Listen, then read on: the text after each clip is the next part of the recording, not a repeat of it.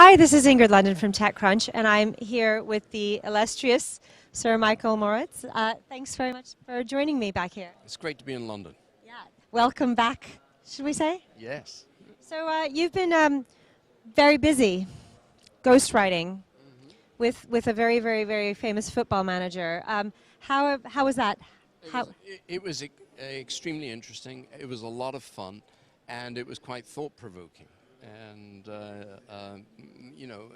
we spent a lot of time together. So it's interesting learning about a completely different world and then thinking about all the parallels to the world of technology in Silicon Valley. Yeah, I mean, I was asking Alex about that, Sir Alex about that earlier, and he made some really interesting parallels in startup founders and the idea of sort of sticking with a leader for the long haul and believing in someone's vision and strategy and not just swapping over to somebody else when the going gets tough. There's that aspect. There's also the aspect of being obsessed with something. So Alex was really obsessed with football, soccer, from a very early age, and so many of the extremely successful founders of companies are utterly obsessed with what it is that eventually leads them to create a company. So there's that aspect as well. Yeah. How about for a VC? What did you learn for investing from him?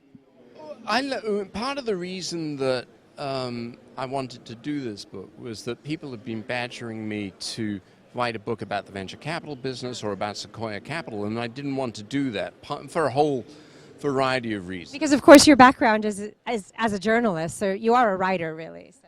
And there was that aspect as well.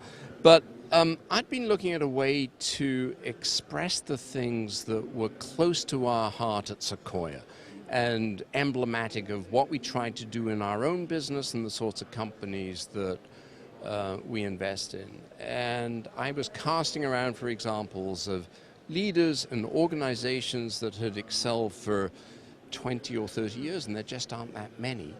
And then thought about, say, Alex and Manchester United, and thought, gosh, this is a really interesting way, because I knew the main principles of what, say, Alex believed in, to convey what I thought was so important about how to approach leadership. Oh, right. So it was actually your idea. You approached him to do this. I did, yes. Oh. And we started chatting about it, 8 years or so ago, back when he was deeply involved, back before he'd won his second European Cup. And he was going 100 miles an hour. I was going pretty fast as well. And so then eventually there was some time. We both carved out time to do it. Oh, that's very enterprising of you. So moving on to Sequoia, you guys are raising fund. You can't really talk about that right now. But maybe we speak a little more generally on the state of funding in the industry right now. How is it raising funds now? For firms that have got performance records, no problem whatsoever. You go through one of these periods where there's a market shakeout and people are marking down valuations and all the rest of it. If you have a marginal performing fund or you're a newcomer, it's going to be a lot more difficult. Yeah.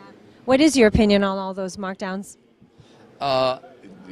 If you're alluding to what the mutual funds have been doing, it's a mystery to me about how they value these companies, and I think what happens is that they bring their auditors in, look at a whole bunch of comparable companies and then adjust their values accordingly, but I don't pretend to understand the arcane nuances of the way that they approach it. Do you think that they valued them too high in the first place, or that they're under or misvaluing them now, or both? Well, eventually they're going to find out 5 or 10 years from now, because there are some companies where people invested over the last few years that 5 or 10 years from now will look very cheap, even at what people today consider very large valuations, and there are others that will be worth nothing. Thank you very much for the time. It's great to have you here. Thank you. Thanks very much.